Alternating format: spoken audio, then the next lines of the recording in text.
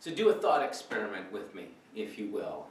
Imagine that you're here in a church like this one. Maybe you can picture your own church building. And long ago, some wise leader in the church said, we should have a first aid kit in our church building because you never know. Maybe someone gets a paper cut, turn pages in the hymnal. Maybe they're slicing out bread for the church dinner and somebody gets cut. Maybe somebody on a really hot day mowing the church grass feels lightheaded and needs a cold compress. It's a public place. We should get a first aid kit. And let's imagine you've got it. And at first, everybody remembers the first aid kit is there to help take care of one another, right? So when someone gets a scrape, it's okay. You use a Band-Aid from the first aid kit. When somebody needs some antibiotic ointment, you can put that right on. That's what it's there for. Now, imagine, too, over enough time, like a lot of things that get to become fixtures in the church,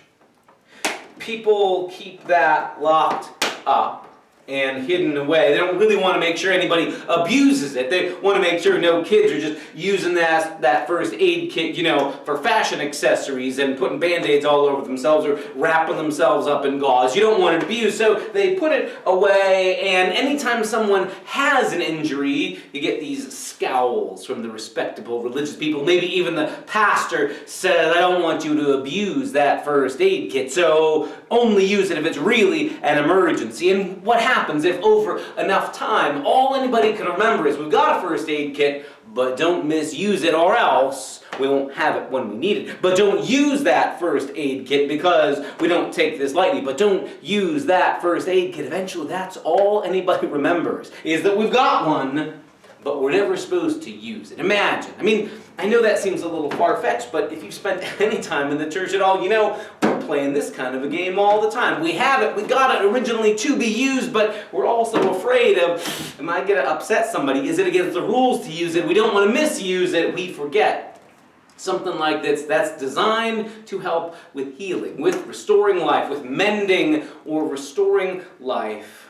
We end up getting so worried about gatekeeping, about who has access to it, and when you're allowed to use it. And if I'm here and it's not a Sunday morning, am I allowed to use it if I happen to be here and need a Band-Aid? We end up getting so fussy over those kind of things we forget the first aid kit was designed to help heal. That's it, plain and simple. So, funny thing. The people of God have been doing that not just with first aid kits, but with other gifts of God meant for restoring life and healing. We've been doing it for thousands of years. The 2,000 years of Jesus and his followers, to be sure, but even further back as well. With, in particular, a gift that was called Sabbath. Originally, as the idea of Sabbath emerged, it came with a story. The story of Sabbath goes like this. God had set the enslaved Israelites free when they worked for Pharaoh as slaves and never got a day off, no rest at all. So God gives them a rhythm of rest. You work for 6 days, you get to rest. And on the day of rest, not just you, but your employees, your servants, even your animals and the land gets to rest on the Sabbath. It's a chance for you to be restored to life when you're feeling depleted and running on fumes at the end of a long week. There's a chance for rest and renewal. God even weaves that into the way they told the creation story, that God made the universe, created everything in 6 days, and then God rests. Not because God is tired, but because God knows we need that rhythm of work and rest, that chance for life to be restored. What a gift that is, right? It's intended all along from the beginning as a gift of renewal, of mending what's broken, of letting our bodies heal and our lives heal, and to catch our breath, to bring us more fully to life.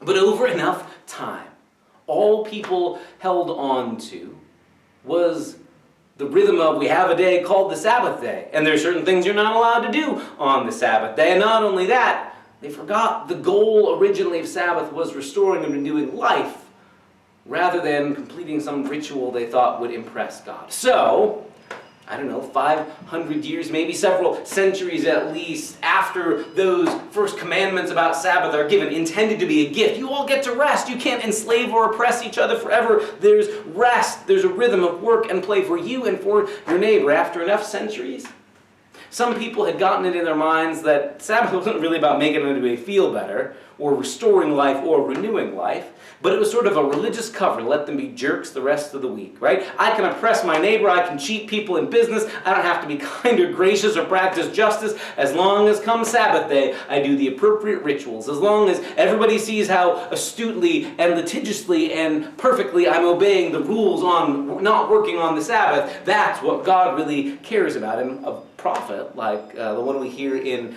Isaiah 58 says, no.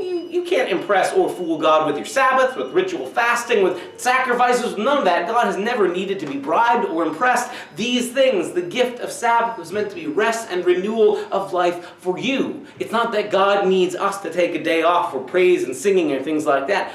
It's not for God, it's for us. Sabbath is meant to restore and renew life. And if you've turned it into a religious ritual that you use to tell people you're impressing God, you've missed the point. It's like saying, we've got the first aid kit, as long as nobody ever touches it, it'll be just fine. You've missed the point. It's there to be opened up for healing.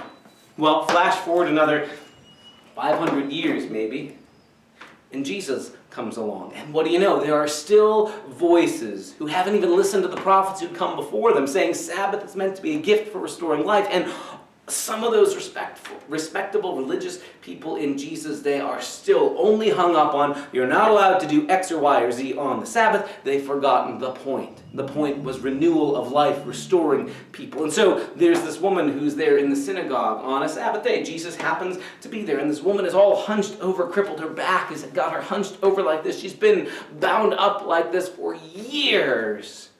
And everybody's watching Jesus to see, is he going to cure her on the Sabbath day, which counts as work, and that would be breaking the rule of Sabbath. And Jesus touches her, calls her to be made well, and looks at everybody else glaringly taking a side, mind you, in this conflict, and says, don't you get it? Sabbath was meant to be this gift that restores and heals life. It's meant to open it up, and when someone is hurting, of course you heal them. You take the tools you have to heal, because Sabbath itself is meant to be a gift of healing, of restoring, of bringing us more fully to life. It's a gift toward human beings, not a thing we do to impress God. And after enough time, you seem to have forgotten that. Jesus then heals her, taking a side on this controversy. Jesus doesn't say, sorry, I've got to be objective and neutral. I can't weigh in on whether or not to heal this woman. He steps in and says, this woman who's been bound up by evil and crippled like this for 18 years, of course she ought to be set free on the Sabbath day, no less. It's worth noting, too, that Jesus had a conflict-free option in front of him if he really wanted to come across as objective, as neutral, as not taking sides, right? Jesus could have whispered to the woman and said, you know what, it'll upset them all if I heal you today. Just meet me out back in the parking lot and I'll heal you when nobody's watching. Or come back tomorrow, everybody will be super glad for the healing. Jesus is there, even on that day, to be provocative, to take a side on the question, because the gift of Sabbath is meant for healing, restoring, renewing life. And if we've missed that, we've missed the point. So often in the life of God's people, we have these amazing resources for renewing and restoring and healing life, but we become gatekeepers and pretend you can never open the box. No, don't ever open that first aid kit. We might need it. Well, what if we need it right now? What if somebody's bleeding and needs a Band-Aid? What if this is what would help restore them and help them to be returned to health? And so often, the gifts and the treasures God has placed in our hands, we treat like they got to be locked up, sealed tight, and put away where nobody will have access to them, because we got to hold on to them, for a special occasion or for the right time. Maybe today's the day that we're called to set somebody else free. Where are the places in your life where you're aching to be renewed and restored? Good news, Jesus has come that you might be restored and take that breath again. Where are the places where people around you are aching and in deep need of being restored and renewed? There's our work for this week. Sometimes we respectable religious folk, preachers included, get so hung up on whether we're doing the rituals right, we forget these were gifts given to us originally to bring us more fully alive. That we're walking around all the time with these amazing gifts like first aid kits, and the question is, will we be ready to open them up and let them be used? That's what they're there for. Or decide on being gatekeepers who hide them away so that nobody else can have them. That's the conversation we're having this Sunday. And that's what we're inviting you to be a part of. See you this Sunday.